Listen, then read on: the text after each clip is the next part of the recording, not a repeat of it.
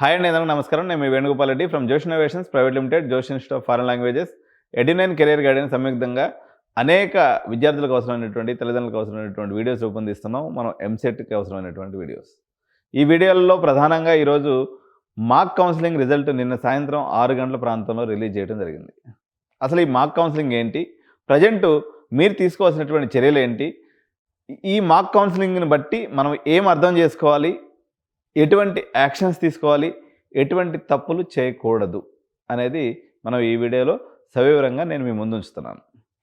మొట్టమొదటిది, మీకు 95,000 మంది, ఈ లెక్కలన్నీ మన దగ్గర ఉన్నాయి, 95,000 మంది ఎంసెట్లో పెట్టుకున్నట్లయితే 85,000 మందికి గాను 85,000 మంది ఆప్షన్స్ ఎక్సర్సైజ్ చేసుకున్నారు. మనకు ఒక 5,000 మందికి ఆప్షన్స్ సీట్లు మిగిలిపోయినాయి. 5,000 సీట్స్ వేకెంట్ ఉన్నాయి. ఓకే, 5,000 సీట్స్ వేకెంట్ ఉన్నాయి. 16,500 మందికి రమారమిగా సీట్స్ అలాట్ అవ్వలేదు. ఓకే, సీట్స్ అలాట్ అవ్వలేదు. ఈ 16,500 మంది ఇప్పుడు ఏం చేయాలి అన్నట్లయితే ప్రాపర్గా ఆప్షన్స్ పెట్టుకోవాలి. ప్రతి సంవత్సరం ఈ నెంబర్ సేమ్ ఉంటుంది. ఈ సంవత్సరం 16,500 మందికి అలాట్ అవ్వలేదు, లాస్ట్ ఇయర్ కూడా 16,500కి అలాట్ అవ్వలేదు, అంతకుముందు సంవత్సరం కూడా 16,500కి అలాట్. ఇది కామన్ విషయమే, దీంట్లో కొత్తగా ఈరోజు అద్భుతంగా జరిగింది ఏమీ లేదు. ఓకే, సో ఇది న్యాచురల్గా ప్రతి ఇయర్ జరుగుతుంది. అయితే ఈ సంవత్సరం కొత్తగా జరిగినటువంటి పరిణామం ఏంది అన్నట్లయితే, పేరెంట్స్ అందరూ, చాలామంది మార్కెట్ ఎక్స్పర్ట్స్ అందరూ కూడా ఏం ఆలోచన చేశారంటే, ఆంధ్ర వాళ్ళు లేరు కదా, ఆంధ్ర వాళ్ళు లేరు కాబట్టి మనకి ర్యాంకింగ్ అనేది పోయిన సంవత్సరంతో పోల్చుకుంటే ఇప్పుడు సిబిఐటీలో సిఎస్సి ఎగ్జాంపుల్ చెప్తున్నా, ఒక 4,000 కట్ అవుద్ది అనుకుంటే ఈ సంవత్సరం 2,000కే కట్ అయిపోయింది సీటు. అంటే మీరు సిబిఐటీలో చేరాలనుకున్న వాళ్ళు వచ్చేసి మీరు వాసవిలోనో లేకపోతే గోకరాజులోనో పడిపోయినారు. సో ఇది ఒక major change, thanks to all the parents ఇక్కడ. ఎందుకంటే కోర్ బ్రాంచెస్ని బతికించుదామని చెప్పేసి రేవంత్ అన్న ప్రయత్నం చేశాడు. నా వంతుగా నేను కూడా ఉడతా భక్తిగా నేను చేయగలిగినంత కూడా ట్రిప్లీ తీసుకోండి అని అందరికీ కూడా ఈసీఈ ట్రిప్లీ ఒకటే బాబు, ఈసీ ఒకటే పెట్టుకుని వదిలేయొద్దని చెప్తే నా మాటని గౌరవించి, అదేవిధంగా మీరు సొంత అనాలిసిస్ కూడా చేర్చుకొని దాదాపు అన్ని కాలేజీలో ఈసారి ఈసీఈ సీట్లు, ట్రిపుల్ ఈ సీట్లు, మొత్తం సీట్లు అన్నీ కూడా నిండిపోయినాయి. ఇంకోటి, ర్యాంక్స్ కూడా భారీ స్థాయి వేరియేషన్స్ వచ్చాయి అనమాట. లాస్ట్ టైము ఒక కాలేజీలో 35,000కి ట్రిపుల్ కట్ అయితే ఈ సంవత్సరం అది 25,000కే కట్ అయిపోయింది.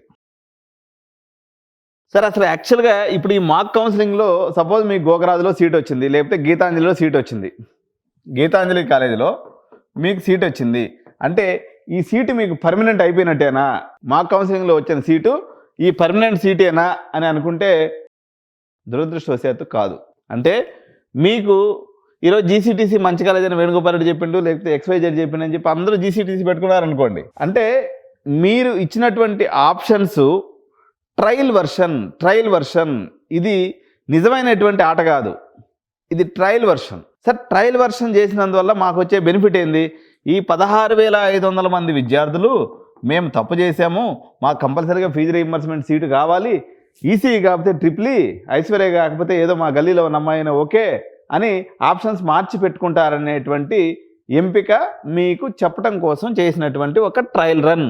ఈ ట్రయల్ రన్లో ఈ 16,500 మంది అర్థం ఏం చేసుకోవాలా, ఇప్పుడు దాకా మీరు ఏమని ఈ 16,500 మంది అనుకుంటారంటే, మాకు మంచి ర్యాంక్స్ వచ్చినాయి, నాకు సిఎస్సి తప్ప ఏమీ వద్దు అని బొంగర మూతి పెట్టుకొని ఒక 10 కాలేజీలో 20 కాలేజీలు పెట్టుకొని వదిలేసినటువంటి వాళ్ళందరూ మీ మనసును మార్చుకొని అప్పుడు సిఎస్సి పెట్టుకోవచ్చు, ఐటీ పెట్టుకోవచ్చు, లేకపోతే సిఎస్బిఎస్ పెట్టుకోవచ్చు, లేకపోతే సైబర్ సెక్యూరిటీ పెట్టుకోవచ్చు, వెనుకబాటు చెప్పినా ఏ రాయని ఒకటి పల్లాలు కొడుతుంది దానికని చెప్పేసి మీరు బ్రాంచ్ని మనసును మార్చుకొని వేరే బ్రాంచ్లు మార్చుకొని పెట్టుకోండి. ఇది మీకు ఇచ్చేటువంటి డైరెక్షన్. ఓకే, ఇది 16,500 మందికి సంబంధించి. ఇంకా కొంతమంది ఏమనుకుంటారంటే 5,000 సీట్స్ మిగిలిన్నాయని మీరే చెప్తున్నారు కదా సార్, 5,000 సీట్లు సిఎస్ఎం సీట్లు అయి ఉండొచ్చు, మనం అందరం జాగ్రత్తగా ఎక్కడున్నాయో సిఎస్ఎం ఎతికి పెట్టుకుందామని మీరు అనుకుంటారు. మిగిలిపోయింది సిఎస్సి సీట్లు కాదు, బాగా చిన్న కాలేజీల్లో సిఎస్సి సీట్లు కొన్ని మిగిలినాయి కానీ, but majority of the college సీట్స్లో మీకు మిగిలింది మెకానికల్, ట్రిపుల్ ఈ, సివిలే, ఇంకేదైనా ఆర్ట్ బ్రాంచెస్ ఉంటే అవి మిగిలినాయి. కాబట్టి ఈ 5,000 సీట్లు మీరు కోరుకున్న సీట్లు కాదు, కాబట్టి దీనివల్ల మీకు వచ్చేటువంటి ఉపయోగం లేదు. ఇకపోతే ఇప్పుడు ఏం చేయాలి అన్నట్లయితే, అందరూ సిస్టమ్ ముందు కూర్చోండి. సిస్టమ్ ముందు కూర్చొని కాలేజ్ వైజ్ అలాట్మెంట్స్ అనేటువంటి ఒక ట్యాబ్ ఉంటుంది అందులో. ఆ ట్యాబ్ ఓపెన్ చేసి సపోజు మీరు టాప్ 10 కాలేజెస్లో ట్రిప్లీ కావాలనుకుంటున్నారు. ఓకే, ఈ టాప్ 10 కాలేజీల యొక్క లిస్ట్ అంతా ప్రింట్అవుట్ తీసుకోండి. మీ క్యాస్ట్కి ఎక్కడ కట్ అయింది, మీ జెండర్కి ఎక్కడ కట్ అయింది. క్యాస్ట్ అంటే ఓసీబీసీ ఎస్సీ ఎస్టీ, లేదా జెండర్ అంటే మేల్ ఫిమేల్. ఈ 2 క్రైటీరియాని పెట్టుకొని మీరు అబ్బాయి అనుకోండి, ట్రిప్లీ సిబిఐటీలో ఎంత కట్ అయింది, వాసవిలో ఎంత కట్ అయింది, గీతాంజలిలో ఎంత కట్ అయింది, నరసింహారెడ్డిలో ఎంత కట్ అయింది, ఏవిఎన్ కాలేజీలో ఎంత కట్ అయింది, శ్రీనిధిలో ఎంత కట్ అయింది. ఇట్లా మీరు కాలేజీల వారీగా లిస్ట్ తీసుకొని దగ్గర పెట్టుకొని చూసుకొని మీకు ఎక్కడ పడుతుందో అంచనా వేసుకోవచ్చు. మీరు ఇండివిజువల్గా వచ్చినటువంటి మాక్ అలాట్మెంట్ బేస్ చేసుకొని మళ్ళీ సొంతంగా ఆప్షన్స్ మార్చుకున్నందువల్ల ఉపయోగం ఉండదు. ఈసారి my statement I will repeat 2 to 3 times మీ మైండ్లో ఇన్సర్ట్ చేయడానికి. మీకు వచ్చినటువంటి మార్క్ సీట్ అలాట్మెంట్ ఆధారంగా మీరు కొన్ని అడ్జస్ట్మెంట్స్ చేసుకుంటే అవ్వదు. జనరల్గా మీకు వచ్చింది గీతాంజలిలో వచ్చినట్లయితే మీకు రేపు పొద్దున వచ్చే ఫైనల్ అలాట్మెంట్ 5 కాలేజీలు పైకి జరగవచ్చు, 5 కాలేజీలు కింద కూడా జరగవచ్చు. సార్ మాకు అలాట్మెంట్ వచ్చింది ఎట్టపోయిందో సార్, మిస్ అయిపోయింది, సెకండ్ ఫేజ్ కౌన్సిలింగ్లో ఇంకొక ప్రమాదం కూడా ఉంది. సపోజ్ మీరు ఒక 80 ఆప్షన్స్ ఇచ్చున్నారు. ఓకే, 80 ఆప్షన్స్ ఇచ్చున్నారు, మీకు చివరి ఆప్షన్లో సీట్ వచ్చింది, 80 ఆప్షన్లో సీట్ వచ్చింది అంటే మీకు ప్రమాదం పొంచి ఉంది, మీ సీటు అసలు రాకుండా ఉండడానికి కూడా. కాబట్టి మీరు 80 ఆప్షన్స్ ఇచ్చినటువంటి వాళ్ళు ఫస్ట్ 50 ఆప్షన్స్ ఎత్తిపారేయండి, అసలు అవసరం కూడా లేదు. 51వ ఆప్షన్ నుంచి మళ్ళీ కింద ఆప్షన్స్ ఒక 100 వరకు పెట్టుకోండి, అప్పుడు మీ సీట్ గ్యారంటీగా వస్తుంది. లేదా కాలేజీల వారీగా వచ్చినటువంటి అలాట్మెంట్ చూసుకోండి. సపోజ్ ఎగ్జాంపుల్ మీరు ఏసీ ఇంజనీరింగ్ కాలేజీలో సీట్ కావాలనుకుంటున్నారు. ఏం సీట్ కావాలనుకుంటున్నారు, ఐటీ సీటో లేకపోతే ఈసీ సీటో కావాలనుకుంటున్నారు. AC engineering college folder open చేసి మీరు కావాలనుకున్నటువంటి బ్రాంచ్లో కట్ ఆఫ్స్ కేటగిరీ వారీగా ఎట్లున్నాయో చూసుకోండి జర. చూసుకొని దాని బేసిస్ మీద మీరు ఆప్షన్స్ని చేంజ్ చేసుకోవాలి. సపోజ్ ఓన్లీ టాపర్స్ తీసుకుందాం, అంటే 20-30 వేలు ర్యాంక్ వచ్చి ఓన్లీ 50 ఆప్షన్స్ పెట్టుకున్నారు. నేను మళ్ళీ చెప్తున్నా, మీ కింద కానీ ఒక 10-20 ఆప్షన్స్ కానీ లేవనుకో. సపోజ్ మీరు ఒక 60 ఆప్షన్స్ పెట్టారు, మీకు 50 ఆప్షన్స్లో వచ్చింది. ఈ సీట్లను ఇలాగే ఉంచుకోవాలా, ఏమన్నా మార్పు చేయాలా అన్నట్లయితే మీరు కింద ఇంకొక 10 యాడ్ చేయండి. 50 ఆప్షన్స్ మీరు పెట్టారు, 10వ ఆప్షన్లోనే మీకు సీట్ వచ్చింది, మీరు ఆప్షన్స్ చేంజ్ చేయబడలే. మీరు 50 ఆప్షన్స్ పెట్టారు, 10 ఆప్షన్లోనే మీకు సీట్ తగిలింది, మీరు ఇంకా ఆప్షన్స్ చేంజ్ చేసే అవసరం లేదు. లేదంటే బాగా ఆలోచించి వచ్చినటువంటి కాలేజీల వారిగా పెద్ద ఎక్సర్సైజ్ చేసే తెలివితేటలు ఉన్న వాళ్ళేమో చేసుకోవచ్చు తప్ప జనరల్ పబ్లిక్ ఈ ప్రయత్నం చేయవద్దు. తర్వాత ఇంకొంతమంది పేరెంట్స్ నా దగ్గరకు వచ్చి చెప్పేటువంటి మాట ఏంటి అంటే, సార్ నాకు 11,000 ర్యాంక్ వచ్చింది, పక్కనోడికి ఏమో 12,000 ర్యాంక్ వచ్చింది, సేమ్ క్యాస్ట్ మేమిద్దరము, వాడికి సీట్ వచ్చింది, నాకు సీట్ రాలేదు, ఎందుకని ఇట్లా? నేను ముందుగానే చెప్పిన ఈ యొక్క సీట్ అలాట్మెంట్ అనేది రోస్టర్, ROASTR రోస్టర్ అనేటువంటి పద్ధతిలో నడుస్తుంది. ఈ రోస్టర్ అనేది పొరపాటున కూడా కళ్ళ కూడా తప్పు చేయదు. ఇది ఒక system based allotment, no human being involvement అనేది ఇందులో ఉండదు. కాబట్టి ఇలా ఎందుకు జరుగుతుండొచ్చు అంటే వానికి ఇంకేదో స్పెషలైజేషన్ కేటగిరీలో ఉండదు. ఫిజికల్లీ హ్యాండిక్యాప్డ్ ఉండి ఉండొచ్చు, లేకపోతే ఎక్స్ సర్వీస్ మ్యాన్కి సంబంధించింది అయి ఉండొచ్చు, లేదా ఎన్సీసీకి సంబంధించింది అయి ఉండొచ్చు, లేదా మీ ఇద్దరికి ఒకటే ర్యాంక్ వచ్చినప్పుడు వాడికి మ్యాథ్స్ అనేటువంటి సబ్జెక్టులో ఎక్కువ మార్కులు వచ్చి ఉండొచ్చు. ఇట్లా 100 పారామీటర్స్ని తీసుకుంటుంది రోస్టర్ అనేది. కాబట్టి ఇలా సిస్టమ్ ఎప్పుడు తప్పు చేయదు. ఇలాంటి నిందలేయటం మానేసి పెన్ను పేపర్ తీసుకొని అలాట్మెంట్స్ ఓపెన్ చేసి హోంవర్క్ చేసుకొని ఆప్షన్స్ పెట్టుకోవాలి. ఇంకొంతమంది ఈరోజు పరుగో 13వ తారీఖు నుంచి 23, 24వ తారీఖుల దాకా ఈ నెల కాలేజీ వాళ్ళు పుచ్చిపోయిన బెండకాయల్ని వంకాయల్ని కూడా ట్రిపుల్ రేట్ అమ్ముతారు. ఎందుకు? ఇది మీ బీపీ వచ్చేటువంటి సమయం అన్నమాట. ఈ మార్కుని చూసిన తర్వాత సగం మందికి బీపీ వచ్చి ఉంటుంది, ఇక మిగిలిన వాళ్ళకి రేపు 18వ తారీఖు అలాట్మెంట్ కాగానే మళ్ళీ బీపీ వస్తుంది. ఈ బీపీ ఉన్నటువంటి దాన్ని మంచిగా క్యాష్ చేసుకోవాలనుకున్నట్లయితే వాళ్ళ దుకాణాలు గట్టిగా ఓపెన్ చేసి పెట్టుకోవాలి. అందుకని ఈరోజు అన్ని దుకాణాలు ఓపెన్ అయి ఉన్నాయి. నేను అనుకున్నా ఫస్ట్ అన్ని కాలేజీల డొనేషన్లు మనమే చెప్పేద్దాం, దాన్ని బట్టి పేరెంట్స్ అర్థం చేసుకొని వస్తారు. అందాజాగా ఎంత డొనేషన్స్ ఉంటాయంటే మా పాత వీడియోల్లో ఉన్నాయి, ఇంచుమించు అంతే ఉంటాయి డొనేషన్స్. టాప్ 10 కాలేజీలు డొనేషన్స్ అట్లే ఉన్నాయి. ఉదాహరణకి ఇప్పుడు నేను మళ్ళీ కూడా చెప్తున్నా, ఇప్పుడు టాప్ 3 కాలేజెస్ అనుకోండి, CBIT, VNR అనుకుంటే ఎంత బడ్జెట్? 30 లక్షలు దీని వాల్యూ. ఓకే, గోకరాజ్ అనుకుంటే ఏంది పరిస్థితి? ఓకే, 15+ ఫీజు అప్రాక్సిమేట్గా. ఓకే, వర్ధమాన్ అనుకున్నాం అనుకోండి, ఒక 11 ప్లస్ ఫీజు 11 or 12, లేదా సివిఆర్ అనుకోండి 13 or 14 lakhs plus fee. Okay, Srinidhi అనుకోండి 9 lakhs plus fee. Okay, Gitanjali అనుకోండి ఇది కూడా 9 lakhs ప్లస్ ఫీజు.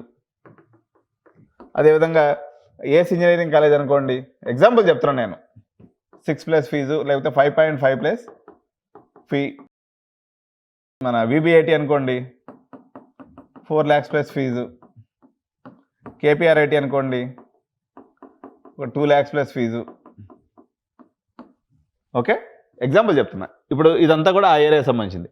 లేదు ఇంకేదైనా మీరు కావాలి, లైలావతి అనుకోండి 8 lakhs ప్లస్ ఫీజు. ఓకే, తర్వాత ఏవిఎన్ అనుకోండి 2 lakhs ప్లస్ ఫీజు. సిఎంఆర్ అనుకోండి ఫస్ట్ క్యాంపస్ అయితే అప్రాక్సిమేట్గా 11 lakhs, up to last campus వరకు అయితే 7 lakhs, ఇది ప్యాకేజీ. ఎంఎల్ఆర్ అనుకోండి, ఎంఎల్ఆర్ఐటి అరౌండ్ 12 lakhs. ఎంఎల్ఆర్ఎస్ అనుకోండి అరౌండ్ 7 lakhs. ఎన్ని ప్యాకేజీలు, ఎందుకంటే ఈ మల్లాడి గ్రూప్లో ఇట్లే ఉంటాయి. హితం అనుకోండి 4 lakhs డొనేషన్ ప్లస్ ఫీజు. అదేవిధంగా ఇప్పుడు మీకు విజేఐటి అనుకోండి 7 lakhs ప్లస్ ఫీజు. ఓకే, ఇటు పక్క పోతే కేజీ రెడ్డి అనుకోండి 2 lakhs ప్లస్ ఫీజు. జేబీఐటి అనుకోండి 2.5 lakhs ప్లస్ ఫీజు. అందాక చెప్తున్నాడు నేను 2.5 lakhs ప్లస్ ఫీజు. ఇంకా ఇటు పక్క మనం మిస్ అయినాం.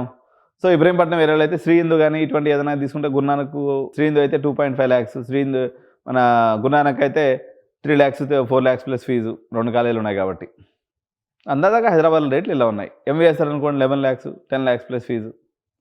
ఆల్మోస్ట్ అన్నీ చెప్పేసిన, ఇంకేం లేవు చెప్పడానికి. సెడ్పీటర్ అయితే 2 lakhs ప్లస్ ఫీజు. నరసింహారెడ్డి ఒక 2 lakhs ప్లస్ ఫీజు. ఇంతే మనకు హైదరాబాద్లో ఉన్నట్టు. స్టాన్లీ అనుకోండి ఒక 7 lakhs ప్లస్ ఫీజు. నారాయణమ్మ అనుకుంటే ఇంకా అది కొంచెం బడ్జెట్ ఎక్కువగానే ఉంది. మీకు ఓవరాల్ తీసుకున్నప్పుడు మనకు 23 lakhs 25 lakhs వాల్యుయేషన్ దాన్ని. బీవైటీ ఉమెన్స్ అంతే, బీవైటీ ఉమెన్స్లో వచ్చేసి 15 lakhs plus fee. BYT coeducation 12 lakhs plus fee. అందాజాగా ఇట్లా ఉన్నాయి ఫీజులు, వాళ్ళు కాలేజీలో చెప్పేటువంటి ఫీజులు. కానీ వాళ్ళు ఏం చెప్పినా ఈ డేట్లలో 14వ తారీఖు నుంచి 25వ తారీఖు దాకా రేట్లు బగబగబగాని మండిస్తారు. నేను చెప్పినటువంటి అన్నీ కూడా టెంటివ్ రేట్స్. మీరు ఈ పర్టికులర్ డేట్స్లో కాలేజీకి వెళ్తే మీకు అన్యాయం జరిగిపోద్ది. మీకు టెన్షన్లో ఉంటారు, వాళ్ళు ఎక్స్ప్లాయిట్ చేసి రావాలని కూడా గుంజుకుంటారు. సెకండ్ ఫేజ్లో ఆగస్టు 2వ తారీఖు పైన వస్తే కొత్త సీట్లు వచ్చే అవకాశం ఉంది. ఓకే, కాబట్టి యూనివర్సిటీస్కి వెళ్ళి తీసుకునే వాళ్ళు తీసుకోండి, వాళ్ళకి టైం ఏం లేదు. మల్లారెడ్డి యూనివర్సిటీ తీసుకుంటారా, శ్రీనిధి యూనివర్సిటీ తీసుకుంటారా, కావేరీ యూనివర్సిటీ తీసుకుంటారా, వాటిలో ఇప్పుడు ఎవరు వెయిట్ చేయాల్సిన అవసరం లేదు. మీరు వెళ్ళినా అప్పుడైనా ఇప్పుడైనా ఒకటే రేట్ ఉంటుంది. కానీ కాలేజీల విషయంలో మాత్రం ఈ 5 రోజులు మీరు వచ్చి టోకన్లు ఇప్పించి ఎవరైతే అడ్మిషన్లు చేస్తారో మీరు పోయి కనుక్కోండి. న్యాచురల్గా రేట్ ఎంత ఉంది, 1 lakh తక్కువ. It is our commitment. ఇక్కడ కొంతమంది పేరెంట్స్ ఏం చేస్తున్నారంటే, సపోజు ఒక ఎగ్జాంపుల్, ఒక కాలేజీలో 30,000 ర్యాంక్ లోపల వచ్చిన వాళ్ళకి ఒక 14 lakhs డొనేషన్ ఉందనుకో, ఈయనకి 1,00,000 ర్యాంక్ ఎత్తుకొని వస్తున్నాడు. 1,00,000 ర్యాంక్ కూడా 14 లక్షలకి ఇస్తారంటే ఎవరు? మీ ర్యాంక్ని బట్టి, పర్సంటేజ్ని బట్టి కాలేజీలో డొనేషన్స్ ఉంటాయి. సార్ మీరు 1,00,000 తక్కువ ఇస్తా అన్నారు, కాలేజీలో ఓవరాల్గా 14 లక్షల డొనేషన్ ఉంది, నాకు 13కి ఇవ్వమంటే ఇరు, నీకు 16, 17 అవుతుంది. ఎందుకు? నీకు పర్సంటేజ్ ర్యాంక్ లేదు కాబట్టి. సో ఇది గుర్తుపెట్టుకోవాలి. కాబట్టి దీన్ని బట్టి మన డొనేషన్ స్ట్రక్చర్ అనేది ఉంటుంది. లాస్ట్ మూమెంట్ ఇంకా 5-6 రోజులు క్లోజ్ చేసుకున్నట్లయితే 2025 అడ్మిషన్లు సమాప్తం. అయితే ఇంకొక విషయం, సార్ ఆప్షన్స్ ఎప్పటి నుంచి పెట్టుకోవాలి? ఇవి ఏదైనా చేంజ్ చేసుకున్నటువంటి ఆప్షన్స్ ఈరోజు మీరు సేవ్ చేసే ప్రయత్నం చేస్తున్నా, ఈరోజు సేవ్ అవ్వదు. 14వ తారీఖు 15వ తారీఖు 2 రోజులు పెట్టుకున్నట్లయితే 18th రోజు మీకు రిజల్ట్ వస్తుంది. ఈ 2 రోజులే ఆప్షన్స్కి ఇచ్చిన గడువు. అన్ని ర్యాంకర్స్ ఈ 2 రోజుల్లో పెట్టుకోవాలి. దీంతో పాటుగా ఇంకేముంటుంది మనకి, మీరు అమౌంట్ వచ్చేసి రెడీ చేసి పెట్టుకోవాలి. అమౌంట్ ఎట్ట పే చేసుకోవాలి? డెబిట్ కార్డు ద్వారా కానీ క్రెడిట్ కార్డు ద్వారా కానీ పే చేసుకోవచ్చు, నెట్ బ్యాంకింగ్ ద్వారా కూడా పే చేసుకోవచ్చు. క్యాష్ రూపంలో పే చేయడానికి లేదు. ఈ పే చేసేటువంటి డబ్బులు సెకండ్ ఫేజ్ కూడా వర్తిస్తాయా, నా డబ్బులు ఉష్కాక్ అయిపోతాయని చాలామంది పేరెంట్స్ ఆందోళన పడుతున్నారు. అట్లా ఏమి ఉష్కాక్ కావు.